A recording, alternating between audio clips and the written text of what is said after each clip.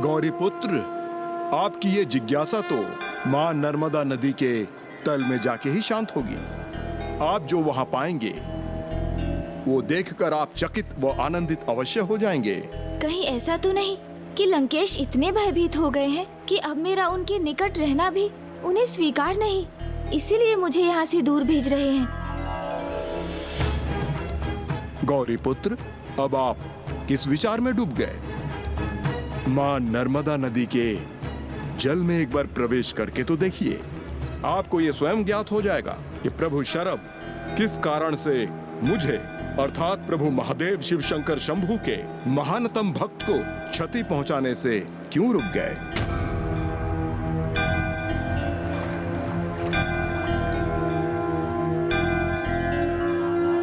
अवश्य लंकेश, आप जब इतनी दृढ़ता से आग्रह कर रहे हैं तो मैं अवश्य जाकर वहाँ देखूंगा कि वहाँ ऐसा दिव्य और अद्भुत क्या है।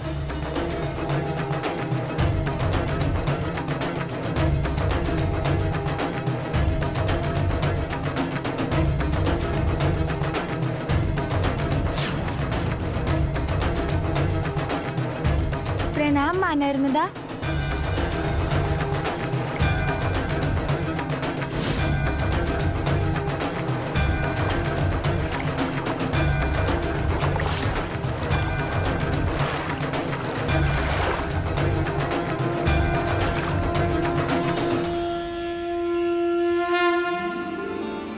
किसके दिव्य तेज का आभा मंडल है ये?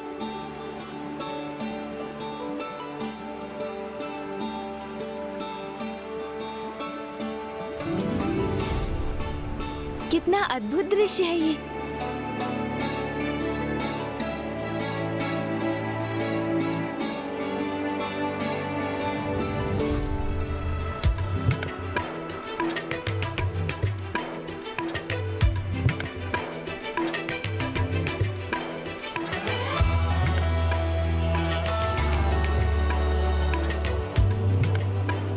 यहाँ की ये दिव्य आभा तो इन असंख्य शिवलिंग के संयुक्त प्रभाव से ही उत्पन्न हुई है।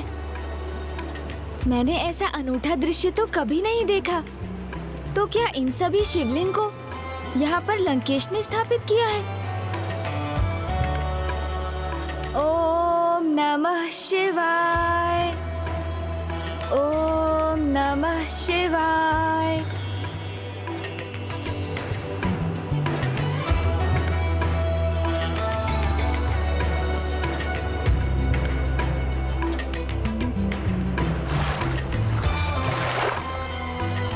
लंकेश, कितना अलौकिक और दिव्य दृश्य था ना वो।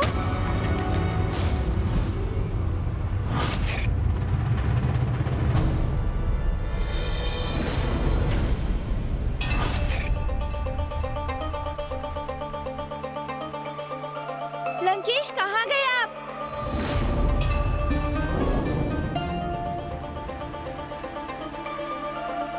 लंकेश, दशानन,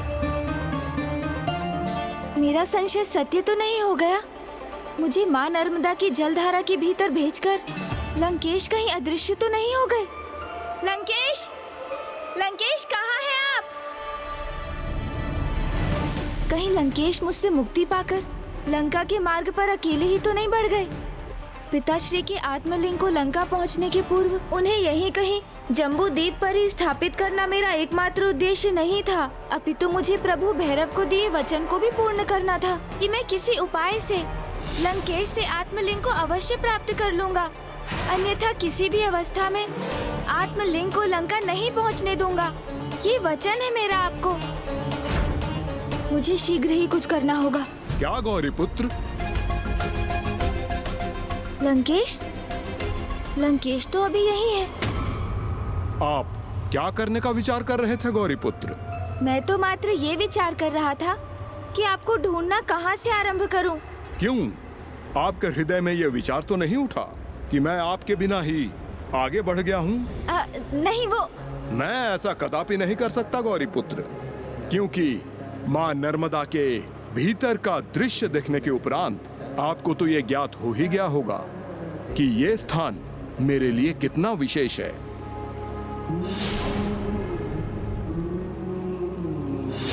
हाँ लंकेश, वो दृश्य तो सर्वथा अनूठा, दिव्य और आकर्षक था।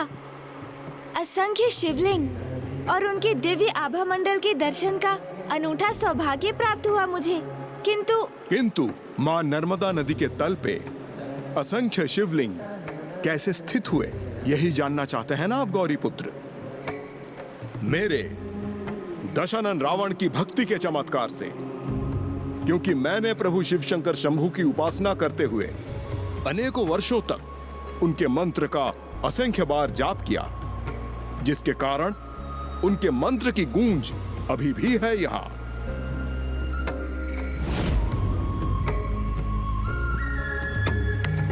मैं यहाँ नियमित रूप से प्रतिदिन एक पार्थिव शिवलिंग का निर्माण करता था और इसी क्रम में असंख्य शिवलिंग की प्राण प्रतिष्ठा कर मैंने उन्हें मां नर्मदा के जल में विसर्जित किया।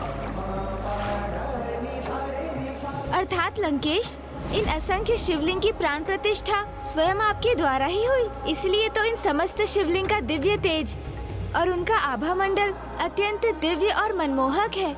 इसी कारण कलयुग के समय काल में जब मनुष्यों में भक्ति और विश्वास की भावनाएं कम हो जाएंगी, तब केवल कुछ ही मनुष्यों को इस दिव्यता के दर्शन प्राप्त हो सकेंगे और अधिकतर मनुष्य उन्हें पहचानने में असमर्थ होकर उनको मात्र शिला ही मान बैठेंगे। लंकेश, इसलिए कलयुग काल में सभी मनुष्यों को सचेत रहना होगा, क्योंकि ईश्वर तो कण कण में व्याप्त है।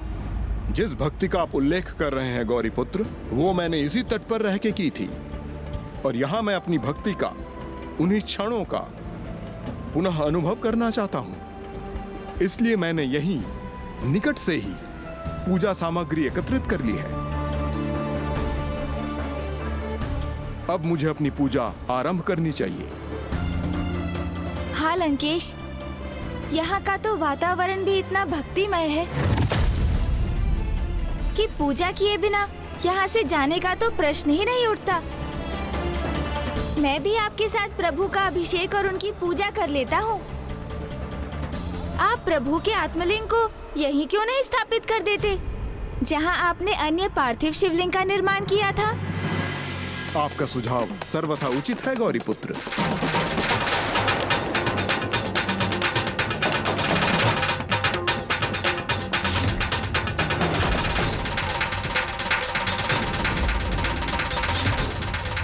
जैसे ही लंकेश पिताश्री के आत्मलिंग को यहाँ स्थापित करेंगे, वैसे ही वो यही मध्य जम्बू द्वीप में ही स्थापित हो जाएंगे।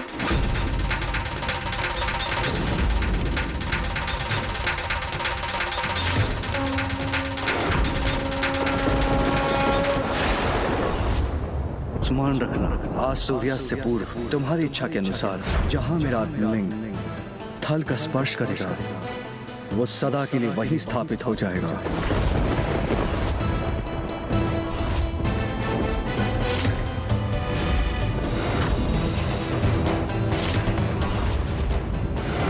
लंकेश को तो मेरी युक्ति का आभास हो गया है, अर्थात अब मुझे भी उनके क्रोध का सामना करना होगा। प्रभु भक्ति से ओतप्रोत होने के कारण मैं तो भूल ही गया था गौरी पुत्र, किंतु आप भी भूल गए कि लंका पहुंचने के पूर्व हमें ये आत्मलिंग कहीं और स्थित नहीं करना है। ओह, अर्थात लंकेश से मेरी युक्ति नहीं, मात्र भूल मान रहे हैं।